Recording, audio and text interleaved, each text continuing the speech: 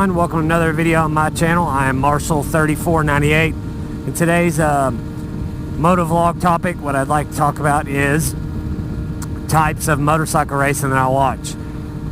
One of the best ones that I found, of course it only comes once a year and they show it for like 4 or 5 days, all the different classes and all the different races, is Isle of Man TT.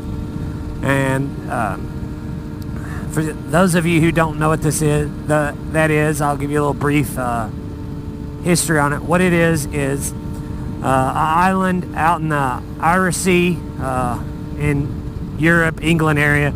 And what they do is it's like a 35-mile course that they race on. It's actually a road that runs through the middle of the island with some mountain sections, some sections through town. Just different types of little parks, little towns, and there's a mountainous section that's like 10 miles long. And those guys who ride that race, a lot of them just racing a lot of the Europe and overseas kind of races like that. But those guys are absolutely some of the best riders in the world. Not to take anything from MotoGP away, but these guys are doing like 120 miles an hour, coming these little short hills through these little towns and like S-curves. They're like 100 miles an hour on like a 30-mile-an-hour speed limit or whatever it is in kilometers over there.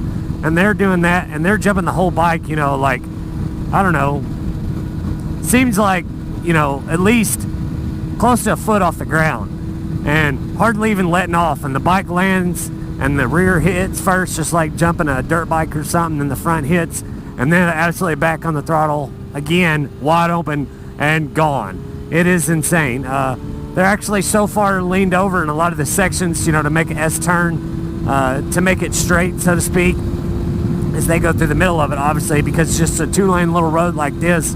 Actually, it's probably not even wide as this. No shoulder, no room for area, no nothing. But they ride through stuff like that, and it's absolutely incredible that they can do stuff like that and are able to ride a motorcycle that well to that ability. There's actually even a sidecar race they do up there, which sounds boring, but their lap times are not that much off the big unlimited 1000cc class. You know, the big unlimited 1000cc class, I think they run that whole course in something like 15 or 16 minutes. And the sidecar guys, it's not that much slower for what it is, but what's really insane is they have what they call a jockey, and that's the person in the sidecar, and they distribute their weight around left to right to try to keep the most available traction there is, because those sidecars, the sidecar itself actually has no suspension. It's just mounted completely raw, attached right to the frame. And the jockeys themselves, you know, there's no grab handles to hold on to other than maybe some body work or some intake vents to hold on to. But they just absolutely move around back to back, side to side, front and backwards. And they even get the sidecar off the ground quite a bit in some turns. But I'll leave a link in the description below. Of course, it's not going to be the TV coverage, but it'll be a good clip that I'll find on YouTube of it, so that way you can get an idea on what it is. And I believe, if memory serves me correct, it's in June, I believe. Of course, if you live overseas, you can probably watch live coverage of practice and everything. But here in the United States, where I live, they show it on a Velocity channel all throughout the week and stuff like that. They have to have pit stops and everything. The senior race, they race on that for 5 or 6 laps maybe. And in total, they're on that bike at that pace for like something like an hour and a half, almost hour and 45 minutes, maybe even 2 hours. It's just absolutely nuts.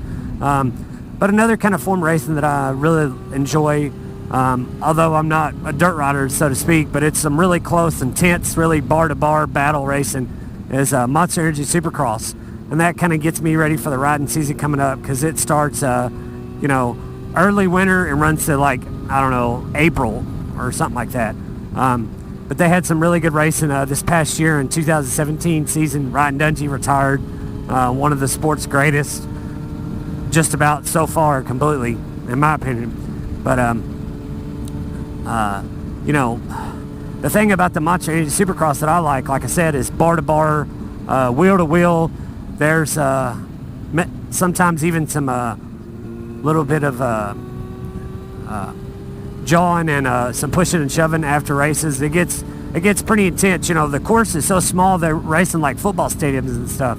So it's not that big like outdoor racing is, where they have a lot of room to get spread out. Everybody's always on each other all the time for the most part. It's really some good racing. You should check that out as well. MotoGP racing is really good racing, but here in the United States where I live, excuse me, I can't really pick up coverage of it unless you have like some hugely extravagant sports package. They show it on some network that shows a bunch of like overseas soccer and different stuff like that. But it's some good racing too. But the thing of it is too, is about the MotoGP racing and the Isleman TT racing, the street racing is you might ask yourself why those bikes are so far leaned over. And there's really two reasons. They lean the bike over and they hang off the bike so far.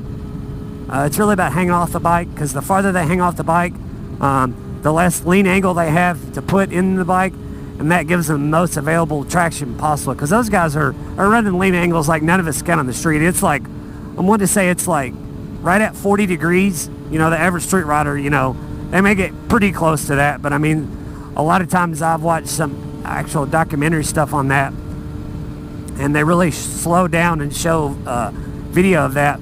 What they're actually doing is they end up with like, even on the rear tire, on the big class, with like a 190 rear tire, they end up something with like 2 inches left on one side at like 180 miles an hour. It is absolutely incredible, those kind of riders, those types are. But those of you who don't know what they're really doing, they're, like I said, they're leaning that bike that far over. But that just makes it to where they don't have to lean the bike over as much, but they still have to counter steer it just like a regular motorcycle. Hanging off a bike, yeah, it may keep the lean angle down some and to carry more corner speed through the corner, because, you know, it's not scrubbing so much speed and you have the most available traction possible. But they're actually just counter steering like all of us out there who ride on the street are. It's the same technique, same principle, just a lot faster. But I just thought I'd share with y'all. Maybe y'all check some of that out. If those of you who just got into motorcycling, you found my channel, or those of you who've been in a motorcycle and don't know maybe some about some of the different forms of motorcycle racing out there is. So that's about all I got for today's vlog, guys. If you haven't already done so, please like, share, and subscribe. Leave a comment down below if you got any questions or want me to do a topic of a video to get my opinion about it. I'd be more than happy to do so when I have time. But my channel has much more vlog stuff, so to speak. I've got some scenic trips that I took on my bike, some rider advice, bike review that I currently own and have thoroughly tested, and a few drone videos of some scenic places in my area in the southern part of the United States in East Tennessee. So that's about all I got for today's vlog, guys. We'll catch you on the next one. Ride safe and have fun. See ya.